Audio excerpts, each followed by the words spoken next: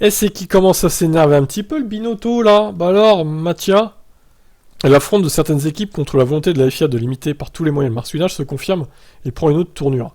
Ferrari, désormais, remet en question même la légalité de l'action entreprise par la fédération. La Scuderia estime en effet que les nouvelles directives techniques pour contrôler le marsouinage ne sont pas applicables en l'état.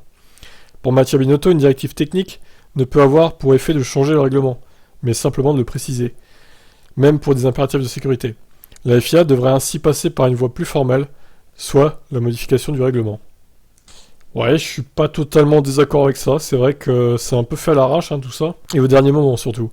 Pour nous, cette directive technique n'est pas applicable, c'est quelque chose que nous avons mentionné à la FIA.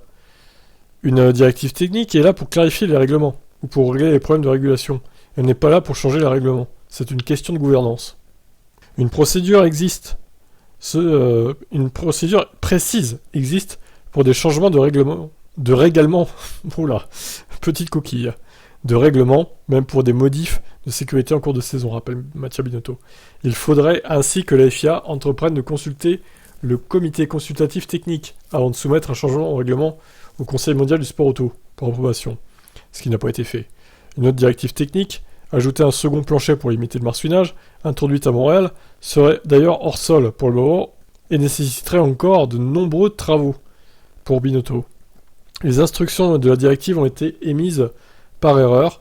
Une partie de celle-ci concernant la métrique de vérification des oscillations verticales n'a pas été appliquée et les supports de rigidité pour limiter le marsouinage supplémentaire n'ont été installés dans aucune voiture pour le week-end. Donc, beaucoup de bruit pour rien. Alors, il attaque Mercedes. D'ailleurs, Mercedes a été la seule équipe à pouvoir tester les changements de cette nouvelle directive à Montréal, avec une voiture expérimentale. Or, la directive n'a été reçue que très tardivement, le jeudi, par les équipes. Binotto s'interroge donc, comment Mercedes a-t-elle fait pour mettre au point cette solution si vite? Il sous-entend, bien sûr, un dialogue caché préalable entre la FIA et Mercedes. Ce sont des graves accusations, là, Mattia, attention, hein. Attention, Mattia, je vais me fâcher, hein. Toto Wolff dit qu'ils l'ont fait en une nuit. Ce que je peux dire, c'est que Ferrari ne serait pas capable de faire ça, en une nuit donc. Je suis sans doute surpris qu'une équipe soit aussi forte pour faire ça du jour au lendemain. Je ne peux peut-être croire ce qu'il a dit.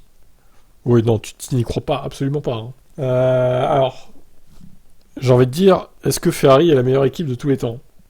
Est-ce que si Ferrari ne peut pas faire quelque chose, ça veut dire que les autres peuvent pas le faire? Il y a ça aussi. Faut peut-être redescendre un petit peu, Mattia. Peut-être que Mercedes a été plus réactif que Ferrari sur ce point-là. Et faut pas voir le mal partout, faut pas croire qu'ils commencent à tricher. Ils font des dessous de table avec la FIA. C'est du délire, n'importe quoi. Hein. Pourquoi d'ailleurs la FIA aurait prévenu Mercedes en exclusivité et pas Red Bull ou une autre équipe? Ça n'a aucun sens. Bref, il ferait mieux de se concentrer sur les performances de son équipe et sur ses arrêts au stand et sur ses stratégies parce que là, bon, il y a du boulot. Hein. Vous en pensez quoi? Ciao.